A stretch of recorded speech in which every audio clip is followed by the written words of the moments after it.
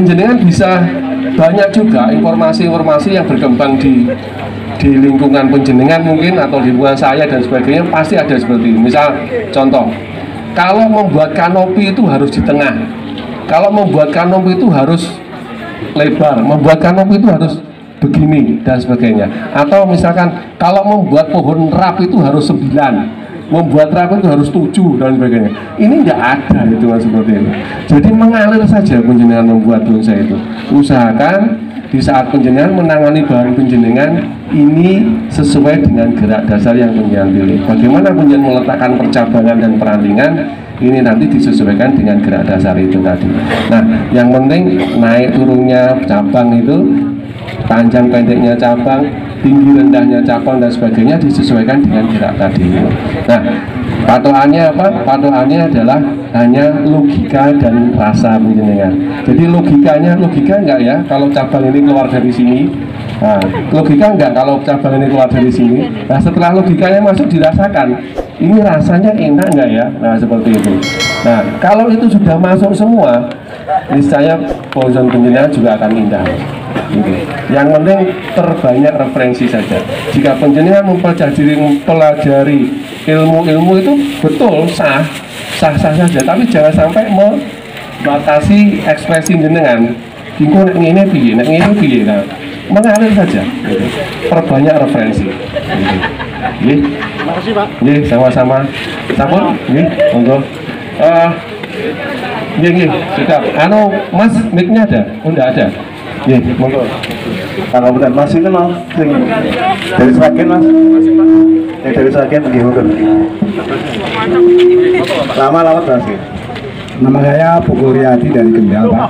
Saya pemula bonsai. Untuk penanaman pertama, yang benar itu medianya langsung dikasih pupuk atau tidak. Untuk sementara ada yang nyalain kalau dikasih pupuk. Untuk satunya nyarankan kasih pupuk. Yang benar yang mana? Terima kasih. Terima kasih Pak Pugu. Saya coba jawab. Kalau ini yang penjenengan maksud bahan dari alam, dapat dari alam langsung ditanam. Nah, gini, kalau kita menanam bahan yang dari alam ke mungkin ke polybag atau mungkin ke pot atau mungkin ke sak lah gitu ya. Ini usahakan tidak ada unsur-unsur yang bisa merangsang pembusukan. Jadi entah itu pembusukan potongan, bekas potongan, maupun pembusukan yang ada di akar. Nah, kebanyakan ada unsur-unsur yang merangsang pembusukan ini ada di pupuk kandang, ada di kompos, ya seperti itu. Nah, karena itu kebanyakan teman-teman tidak memakai pupuk dulu waktu penanaman bahan dari alam. Ya, usahakan juga pemotongan ini serapi mungkin. Jangan sampai ada yang pecah. Kalau dari alam mungkin penjenengan pakai gancung atau pakai pecok namanya ya. Itu kalau pecah usahakan sampai rumah digergaji lagi, dipotong lagi, serapi mungkin. Jadi intinya adalah supaya tidak ada pembusukan, itu aja. Karena kalau membusuk tentu atasnya tidak akan tumbuh. Nah, tetapi Bapak perlu penjenengan ketahui juga bahwa memang cara penanaman, kemudian media yang bagus. Ini kita bicara standar. Nah, karena apa? Saya yang menangani dengan penjenengan yang menangani dengan konteks yang sama belum tentu hasilnya sama. Nah, karena ini juga kita bicara dengan botani pohon, karena pohon kan tumbuh posisi rumah penjenengan, posisi rumah ke saya, kemudian cara penjenengan nangani dan cara penjenengan saya nangani ini juga beda-beda, hasilnya pun juga akan beda-beda. Tapi kita bicara standar, ya bicara standarnya seperti itu. Kalau bisa usahakan media yang awal ini usahakan jangan sampai ada unsur-unsur yang bisa merangsang pembusukan batang maupun pembusukan akar gitu. Nah, baiknya itu kalau misalkan dari teman-teman biasanya pakai pasir sungai biasa itu, jangan pakai walet nih. Kalau walet itu kalau disiram dia menggenang, nggak bisa langsung. Nah, kalau pasir dia bisa langsung meresap. Dengan begitu untuk kemungkinan busuk pun akan lebih kecil. Gitu. Sampun? Nggih. Monggo yang lainnya? Nggih. Monggo. Monggo Pak Bugoryati dari Kendal. Assalamualaikum warahmatullahi wabarakatuh. Diperkenalkan, saya Mas Raji dari Ngawi Timur, dan dalam bonsai baru permula dan baru pertama kali melihat kontes ya di sini.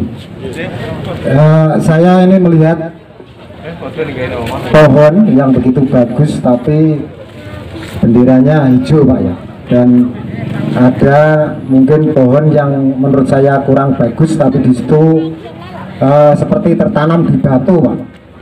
Nah, yang saya mau tanyakan, apakah batu ini dalam penilaian di kontes itu menambah nilai untuk bonsai itu Pak? Ya, terima kasih. Terima kasih Pak Raji. Mohon maaf panitia, ini kursinya bisa diturunkan, biar teman-teman enak duduknya. Sekali lagi bapak-bapak, ibu-ibu, kita di sini belajar semua, belajar bareng-bareng. Tidak ada kata pemula, tidak ada kata yang baru berbonsai. Saya pun di sini juga belajar, ya. Saya berdiri di sini bukan saya lebih pintar dari penjenengan, karena saya berdiri di sini hanya saya lebih tahu duluan. Nah, belum tentu saya lebih pintar dari penjenengan. Kalau nanti penjenengan bisa pelajari dengan bagus, bisa jadi penjenengan lebih pintar dari saya. Saya di sini hanya lebih tahu dulu. Jadi jangan berkecil hati, penjenengan masih pemula, penjenengan masih baru dan sebagainya. Monggo kita belajar bareng-bareng di sini. Dan di sini ada wadahnya ada PBBI cabang Ngawi. Nah, ini monggo nanti teman-teman silahkan yang belum bergabung kepada PBBI cabang Ngawi untuk bergabung ke PBBI cabang Ngawi. Monggo Mas panitia, ini teman-teman yang antusias dikasih kursi Mas, biar enggak sia-sia kita sewa kursinya. Nah, saya coba jawab pertanyaan dari Mas Fahri. Mas Raji. Oh, Mas Raji. Oh, nah, gini Mas, jika penjenengan membuat pohon yang ada tumbuh di batu, atau penjenengan mencari bahan yang tumbuh di batu, atau penjenengan mencari bahan yang ada keringan, atau penjenengan menanam pohon yang ada keringannya, atau membuat pohon dibuat kering dan sebagainya. Jadi ini yang perlu penjenengan pertimbangkan di dalam konsep penilaian. Itu bukan batunya, bukan keringannya, tetapi tetap perform secara keseluruhan. Pohon ada batu itu belum tentu lebih baik, pohon ada keringan belum tentu lebih baik, dan pohon yang baik bukan pohon yang berbatu, belum tentu. Pohon yang baik juga belum tentu yang ada keringannya. Jadi selama batu itu atau keringan itu menunjang perform keseluruhan dalam bonsai, dalam pohon, itu akan bernilai. Tetapi apabila tidak, ya tidak. Gitu. Contoh misal, kalau penjenengan ini konsepnya tidak mengambil bahan dari alam loh, kita membuat. Nah, jadi konsepnya adalah kita membuat. Misalnya ini batu, terus penjenengan masukkan, misalkan ada lubang penjenengan masukkan. Nah, kalau penjenengan konsepnya seperti ini, ya usahakan pohon yang masuk ke dalam batu ini betul-betul kelihatan seperti pohon yang tumbuh di batu. Salah satunya apa? Salah satunya adalah penjenengan kalau pernah melihat pohon yang tumbuh di batu, tentu kalau lubangnya sekian, tentu pohonnya kan gini. Jadi lubangnya dan besar batangnya kan lebih besar batangnya. Dipegang pun dia nggak akan goyang.